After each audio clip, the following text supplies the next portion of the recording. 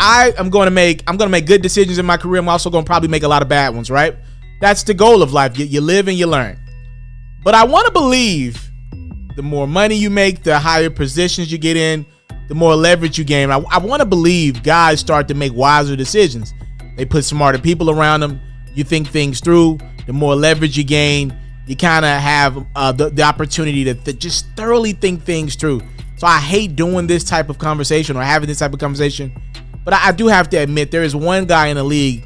I probably think about this guy when I'm doing my free agency picks and talking free agency and just basketball in general. I probably bring this guy up more than anyone else. It's not who you think. It's not LeBron. It's not Harden.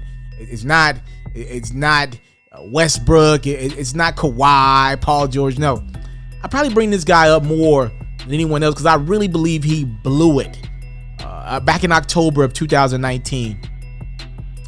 Bradley Beal had one of the most impactful, in my estimations, extensions we've seen.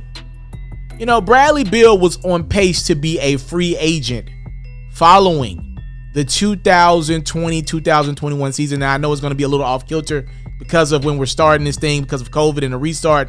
But after next year, just realize Bradley Beal alongside Giannis Antetokounmpo were both set to be free agents.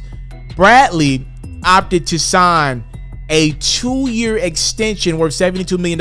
A lot of money, by the way. And let me be clear, Bradley Beal is putting in some work in Washington. I know we got slighted a little bit last year, didn't make any All-NBA teams. But Bradley Beal is putting in that work in Washington. He kept that team in playoff contention for the most part of the season. Even though they didn't play any defense, they were right there. Beal opted to not make the trip to the bubble. And the Wizards' playoff hopes went right in the air as soon as Beal opted to not make that trip to Orlando, right? That's the reality situation. I think Bradley Beal made a mistake, though. You know, the more we talk about Giannis Antetokounmpo and the Milwaukee Bucks, I keep thinking to myself, what is the easiest fix for Giannis and the Bucks, right? Obviously, Milwaukee wants to keep their guy. They seen what the heck happened to the Cleveland Cavaliers the first time around when LeBron James left. That economy went to the ground. Milwaukee doesn't want that. Whenever we're able to get fans back, and there will be a day when fans are able to get back in these arenas, it's not just about the basketball team that benefits from a good product. When your team is good, so many small businesses benefit. Every team ain't a big market like Los Angeles or Miami. Meaning the Heat, they don't have to win. The Lakers, they don't have to win. It's better when they win, but they don't have to win for businesses in these cities to prosper. When you talk about cities like Milwaukee, Cleveland, you know, these cities prosper when they have stars, MVPs, good teams, great teams. And I think the easiest fix for Milwaukee is to go out and get Giannis some help. Get him a real number two, a number two that could be a number one any given night, right? And the easiest fix would have been for Milwaukee to trade away some cap space. Maybe you got to trade an Eric Bledsoe. Hell, maybe you got to trade a Chris Middleton. I know the Bucks don't want to do that, but if it means you free up enough cap space to go sign a Bradley Beal, you do it. You do it. He's a real all-star. I think Chris Middleton is an all-star because he plays next to Giannis. That's just my opinion. And let's say the Bucks don't win a championship next year. Let's say they don't even get to the finals. Let's be fair to Milwaukee. Let's say they don't do as bad as they did this year, which is lose to the Heat in the second round. But also, let's not just give them a finals appearance. Giannis ain't did that yet. So let's say they get to the conference finals next year as a 1 seed. And Giannis is like, okay, we got better than last year, but we still ain't meet expectations. What if Giannis wins a third MVP straight, a second defensive player of the year, and that pressure is just mounting on him? To me, the easiest fix would be for Milwaukee to say, Giannis, we know you want to win here. We know we haven't done the best job of getting you the help that you need. We want you to stay here in Milwaukee long term. We can show you that we're going to do anything in our power to get you a championship. You sign at the same time we go get another top tier free agent in Bradley Beal, who could have been free with Giannis. But Bradley opted to sign that 2-year, $72 million extension back in October of 2019.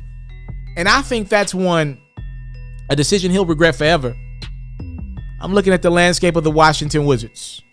I do have a source that tells me John Wall and Bradley Beal don't hate each other. They don't love each other either. You know? And I'm going to leave my source and I'm going to give y'all my guess here. My guess is Bradley Beal questions John Wall's work ethic and his desire to be great. John Wall, uber talented. I mean, just super talented. But dang, 2 crazy injuries in the prime of your career. I can tell you this, in Atlanta, Georgia, I seen John Wall's name on more flyers for parties and club hostings in the last 2 years than I've seen him play basketball games. Should not be the case for a guy that should be an all-star every year. He's that damn good out of Kentucky. I'm sure Bradley Beal questions John Wall's work ethic. I'm sure he does. But Bradley Beal opted to sign an extension knowing that John Wall was hurt. He signed that extension after Wall got injured. I don't know anyone in my corner that would tell me, go sign with this company, with this network, while your top talent at the company is out, is recovering from some type of injury, surgery, major life-threatening illness, whatever. Who would tell you, who would advise you to sign? You just don't know. There's too much uncertainty. We're assuming John Wall will come back and be what he used to be, if not better. But we don't know. We have no idea. And if that is the case, to me, it was irresponsible for Bradley Beal to sign elsewhere. Bradley Beal's not he doesn't get injured a lot. His body is sustainable. His game is sustainable. He plays below the rim. Bradley Beal's going to be great for the next 10 to 14 years. Whatever you think of Ray Allen, I think the same thing about Bradley Beal. Respectfully. He could have played it out. Put some pressure on the Wizards to get better. Maybe even trade John Wall if they had to please Bradley. But when you sign an extension 2 years too early, you take away all your leverage. And that leverage could have led you to the number 1 seed in the Eastern Conference, the Milwaukee Bucks. It could have been Bradley Beal and Giannis in Milwaukee in a year from now.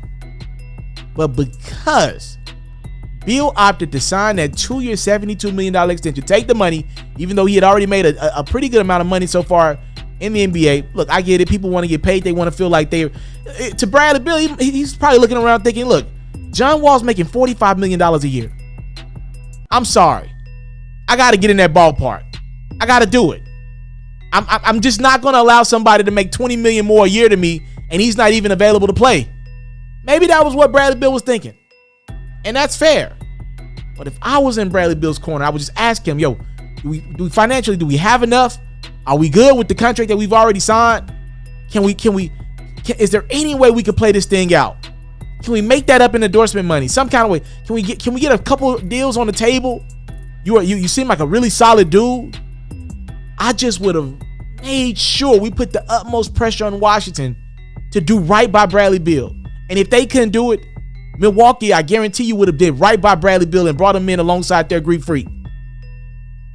That is a decision that Bradley Beal has to live with, and I think it was a bad one. It's my one life, and I give it everything I got. I am music. I am sports. I am the culture.